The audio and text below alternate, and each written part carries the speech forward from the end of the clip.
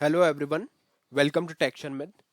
आज के सेशन में हम HTML से रिलेटेड एक और टॉपिक कवर करेंगे, जिसमें हम कुछ और ऐसे टाइप देखेंगे इनपुट टैग के, जिसको यूज कर कर आप यूजर से डेटा एक्सेप्ट कर सकते हो अपने वेब पेज के थ्रू।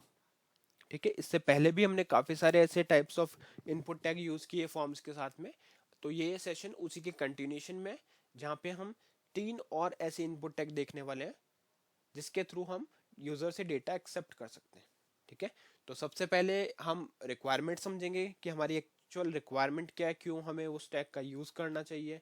फिर उसका सिंटेक्स देखेंगे कि क्या सिंटेक्स फॉलो करना पड़ेगा। और फिर लास्ट में हम उसका आउटपुट भी देखेंगे कि वेब पेज पे वो कैसा शो हो रहा है और फॉर्म सबमिट करने के बाद में कैसा शो हो रहा है। ठीक है, तो अब इस चीज को समझने से पहले मैं बस एक चीज रिकमेंड करूंगा कि अगर अभी तक आप लोगों ने पहले वाले सेशंस नहीं देखे तो आप पहले उनको वॉच कर सकते हो, क्योंकि ये जो सारे सेशंस हैं वो एक दूसरे से कनेक्टेड है ना। और ये पूरी प्लेलिस्ट जो है वो एक प्रॉपर सीक्वेंस में है। तो अगर आप उसको सीक्वेंशियली ही फॉलो करोगे तो वो और भी ज्यादा इजी रहेगा आप लोगों के लिए समझना। ठीक है, जैसे बेसिक चीजें हम कवर कर चुके हैं कि फॉर्म टैग क्या होता है, क्यों यूज करते हैं, इनपुट टैग क्या होता है, बस अभी तो हम उसके टाइप्स डिस्कस कर रहे हैं। ठीक है, तो आई थिंक अभी हम स्टार्ट कर सकते हैं। अगर अभी आप मेरा कोड देखोगे यहाँ पे लिखा हुआ, तो वो एक बेसिक HTML कोड हमने लिख के रखा है। ठीक है, और इस कोड का पर्पस क्या है, जस्ट आप लोगों को एक डेमो प्रोग्राम बना के दिखाना। तो इसको मैं करता हूँ सेव। अभी देखोगे तो सिर्फ एक हेडिंग हमने डाली हुई है HTML बाय टेक्सचर में। सेव करते हैं, वेब ब्राउजर को रिफ्रेश करते हैं, तो यही आपको आउटपुट में दिख रहा है HTML बाय टेक्सचर में। अब हम क्या करेंगे, इसको एक्सपैंड करेंगे और इसमें और भी चीजें ऐड करते हैं। ठीक है, तो सबसे पहले मैं एक और हेडिंग यहाँ पे डालूंगा H2 से।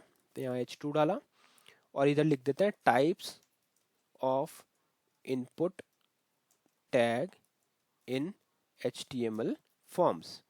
ये चीज क्लियर कर दूं कि इनपुट टैग आप ऐसा नहीं कि हर बार आपको मैंडेटरी है कि HTML फॉर्म्स में ही आप यूज कर सकते हो, आप बाहर भी यूज कर सकते हो।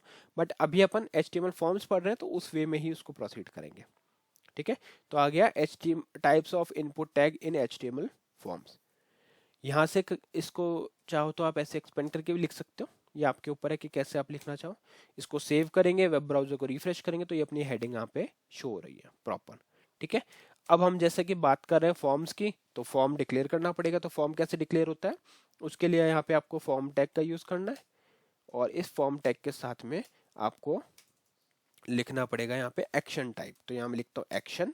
एक्शन क्या करता है, देखो जो भी वेब पेज आप यहाँ पे मेंशन करोगे, तो जैसे ही हमारा फॉर्म सबमिट होगा वो डेटा कहाँ पे चला जाएगा, उस पेज के ऊपर चला जाएगा, वहां पे मूव हो जाएगा। फिर बैक एंड टीम उसको यूज करती है, वो अपन एडवांस सेशंस में देखेंगे, बट अभी के लिए बस इतना देख रहे हैं कि ये कैसे मूव करता है।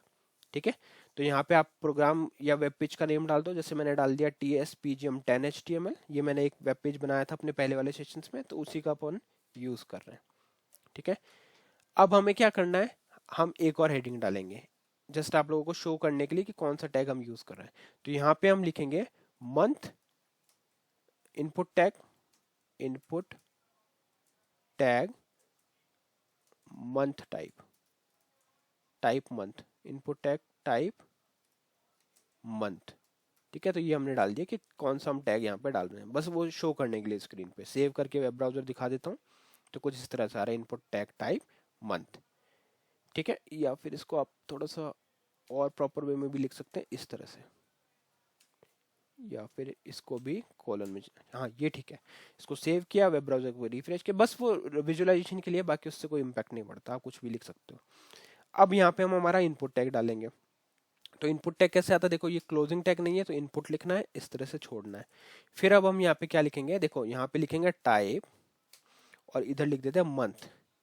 ठीक है, और इसके नेम में डाल देते हैं, नेम में आप कुछ भी ये डाल सकते हो कि स्टार्ट मंथ, एंड मंथ, जो भी आपको वेरिएबल का नेम देना। जैसे मैंने दे दिया यहाँ पे स्टार्ट मंथ। ठीक है, इतना लिख के आपको करना है इसको सेव, वेब ब्राउजर को रिफ्रेश, तो आपका आउटपुट कुछ इस तरह से आएगा। अब इसकी रिक्वायरमेंट क्या थी, देखो रिक्वायरमेंट समझते हैं। कई बार क्या होता है, हम यूजर से इनपुट लेते हैं डेट, तो अपन उसके लिए डेट इनपुट टैग यूज कर सकते हैं, जो अपन ने पहले डिस्कस किया था। टाइम लेते हैं तो टाइम का यूज कर सकते हैं, डेट एंड टाइम चाहिए तो उसको यूज कर सकते हैं। तो ये सब डिस्कस किया, बट कई बार ऐसी रिक्वायरमेंट भी होती है कि हमें सिर्फ मंथ यूजर से लेना हो कि कौन सा मंथ हमें एक्सेप्ट करना है ना। पूरी डेट में हम इंटरेस्टेड ना हो कि सिर्फ एक मंथ वाले पोर्शन पे इंटरेस्टेड होते हैं। तो उस केस में हम क्या करेंगे, हम यूज करेंगे इनपुट टैग टाइप मंथ का। जैसे ही आप इनपुट टैग टाइप मंथ लिखोगे तो यहाँ पे आपको शो मंथ पिकर, देखो ये मंथ पिकर शो हो रहा है अभी हमें, है ना। इस पे जैसे ही आप यहाँ पे क्लिक करते हो तो आपको पूरी एक लिस्ट दिखा देता है। ठीक है, यहाँ पे आपको दिख रहा है 2024 के जितने भी मंथ अवेलेबल है वो सारे आपको शो करेंगे। अब यहाँ से आप अपना मंथ सेलेक्ट कर सकते हो। फॉर एग्जांपल मुझे अक्टूबर सेलेक्ट करना है तो मैं अक्टूबर सेलेक्ट करूंगा, तो यहाँ पे दिख रहा है अक्टूबर 2024। वापस से क्लिक करते हैं, अब यहाँ पे आपको क्लियर ऑप्शन भी मिलता है, तो जैसे ही क्लियर करूंगा क्लियर हो जाएगा वापस। ठीक है, तो इसका एडवांटेज है, आप क्लियर भी कर सकते हो।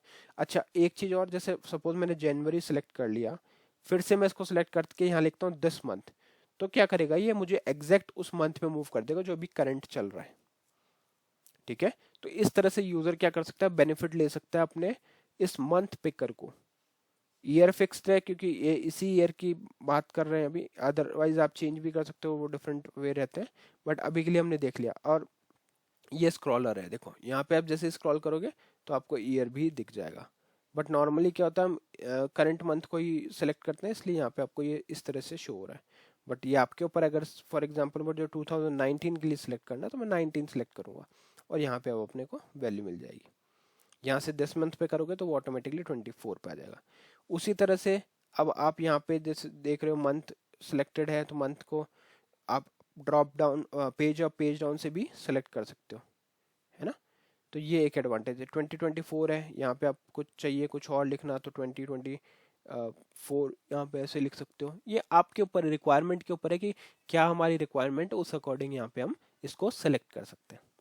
ठीक है, अभी के लिए मैं दिस मंथ सेलेक्ट कर लेता हूँ, ये अगस्त 2024 सेलेक्ट हो गया। अब क्या करेंगे, देखो वापस जाते हैं, यहाँ पे एक बटन ऐड करते हैं जिससे हम डेटा सबमिट तो करें। तो उसके लिए आपको यहाँ पे लिखना पड़ेगा बटन, बटन के अंदर लिख देते हैं सबमिट।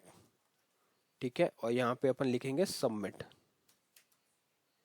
सबमिट से पहले टाइप लिखना पड़ेगा, तो टाइप सबमिट। सेव करेंगे, इसको रिफ्रेश करेंगे ब्राउजर को, तो ये कुछ इस तरह से दिखेगा। अब हमें क्या करना है, फॉर एग्जांपल मुझे मंथ सेलेक्ट करना है जुलाई, जुलाई 24 सेलेक्ट किया, सबमिट किया, तो नेक्स्ट पेज पे आ गया। ये कौन सा पेज है, ये वो पेज है जो हमने एक्शन टाइप में डाला हुआ है, एक्शन एट्रीब्यूट के लिए जो वैल्यू डाली है वो इस पेज की, उस पेज का ही आउटपुट हमें दिख रहा है, ये TSPGM 10 का। तो यहाँ पे डेटा आ गया, स्टार्ट मंथ में क्या आ गया 2024 7, तो वो डिनोट कर रहा है अगस्त को, सॉरी जुलाई को। ठीक है, तो इस तरह से आप मंथ टैग का यूज कर सकते हो।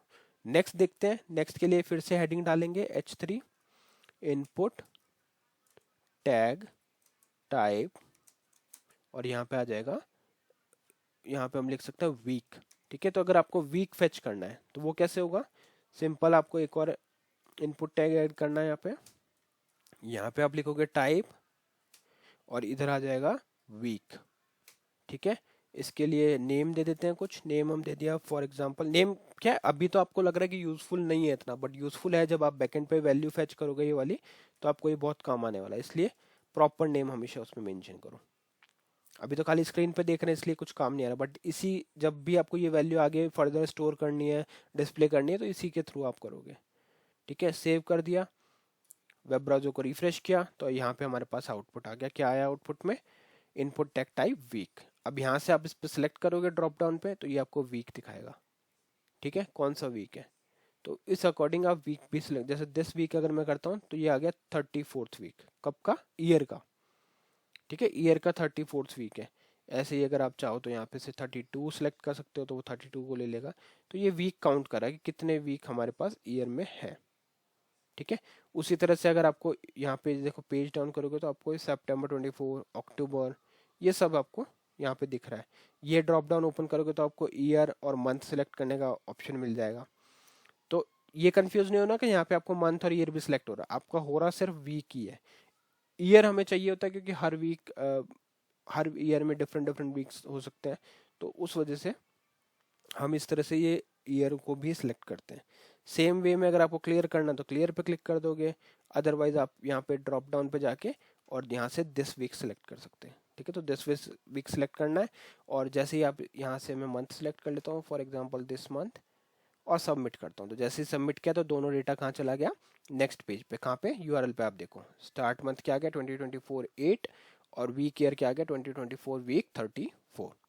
ठीक है, तो इस तरह से हम ये दोनों इनपुट टैग को यूज कर सकते हैं, जो है वीक और मंथ। अभी के लिए इतना ही रखते हैं, सेशन ज़्यादा बड़ा नहीं करेंगे, 2 ही टैग रखते हैं इस सेशन के लिए। नेक्स्ट सेशन में हम बाकी टॉपिक डिस्कस करेंगे। So thank you for watching tech share Mitra.